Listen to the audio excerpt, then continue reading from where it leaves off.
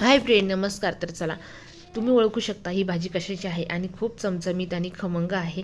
तर चला, अशी चटपटीत भाजी बनवण्यासाठी आपण भाजीची साहित्य काढून घेणार आहेत. तोपर्यंत बघा, ही भाजी किती छान झालेली आहे आणि झटपटीत होती आणि टॅमॅटोची भाजी आहे ही. तर चला, मी तुम्हाला सांगणार आहे टॅमॅटोची भाजी कशी करायची. साधी आणि सोपी आहे, खूप सोपी आहे. तर तुम्ही सहज बनवू शकतात अशी आहे. तर चला, तुम्ही एकदा खाल्ली ना तर नेहमी बनवता. तुम्ही 5 टॅमॅटो घेतले होते मी आणि लसण आणि एक मोठ्या वाटी भरून शेंगदाणे घेतलेले आहे. गॅस चालू केलेला आहे. गॅस चालू केल्याच्यानंतर मी त्याला ना बारीक गॅसवरती शेंगदाणे भाजून घेत आहे. शेंगदाणे छान खरगोस भाजल्याच्यानंतर आपल्याला त्यामध्ये ना थोडीशी कोथिंबीर टाकायची आणि कोथिंबीर टाकल्याच्यानंतर ना थोडंसं लसणही टाकायचं. तर तुम्ही बघू शकता हे थंड झालेले आहे शेंगदाणे थंड झाल्याच्यानंतर मी त्याच्यामध्ये टाकलेलं आहे लसण आणि कोथिंबीर. तुम्हाला सांगितलंच होतं मी पहिले पण. तर ह्या प्रमाणामध्ये आपल्याला मिक्सरला लावून घ्यायचं सगळं. तर तोपर्यंत मी टॅमॅटो कट करून घेतलेले आहे आणि कोथिंबीर बिना कट केल्याचीच ठेवली होती. तर बघा, याचे फक्त 2-2 भाग केलेले आहे आणि लसण असं कुटून ठेवलेलं आहे. अद्रक आमच्या इथं. तर तुम्ही बघू शकता तर इथं टॅमॅटो कट करून घेतलेले होते. आणि चला, तर हे मी साहित्य काढून घेतलेलं आहे.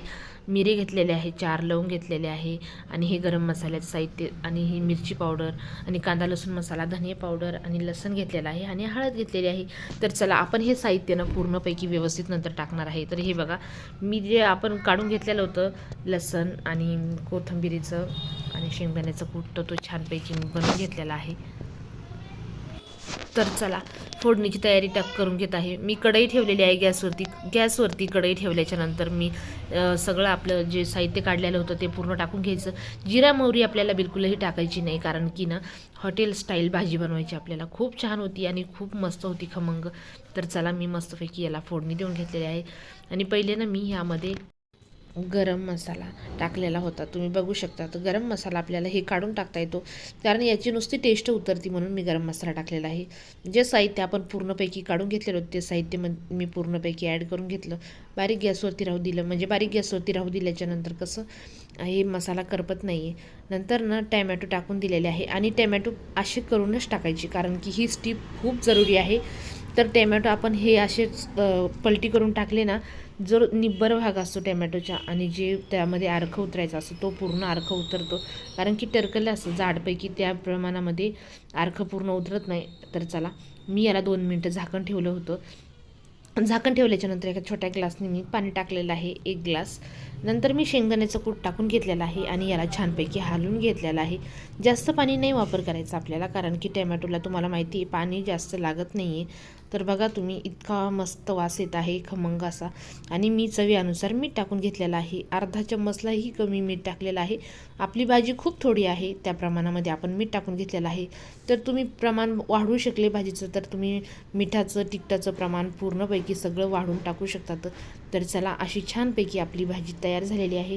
नंतर मी पाणी टाकल्याच्यानंतर हलवून घेतल्याच्यानंतर मीठ टाकल्याच्यानंतर 5 मिनटं परत ठेवली होती बारीक गॅसवरती. ठेवल्याच्यानंतर बघा किती छान आपली भाजी मस्तपैकी तयार होत आहे. तर बघा, इतका खमंग वास येतो आणि खूप छान भाजी आहे. थंडीच्या दिवसामध्ये तुम्ही ज्वारीच्या भाकरीसोबत, बाजरीच्या भाकरीसोबत किंवा भात वगैरे सोबत खाऊ शकतात, पोळीसोबतही खाऊ शकतात. एवढी छान झालेली आहे. तर चला, मस्तपैकी अशी भाजी तयार झालेली आहे. तर मी ना सर्व करत आहे, तुम्ही बघू शकतात. इतकी छान भाजी तयार झालेली आहे ना. तर चला, आमच्या चॅनलला लाईक करा, सबस्क्राईब करा. तोपर्यंत मी नवीन परत असंच काहीतरी घेऊन येणार आहे, साधं आणि सोपं. तर स्वस्त खा आणि मस्त राहा. तर चल बघा, एवढी छान भाजी तयार झालेली आहे. तुम्ही नक्कीच करा. खूपच खूपच म्हणजे खूपच छान भाजी आहे. तर चला, तोपर्यंत बाय बाय. किती छान भाजी वाटत आहे. वाव, वाव, खूपच छान भाजी आहे. तुम्ही नक्कीच ही बनवून बघा आणि कशी झाली ही कमेंट करून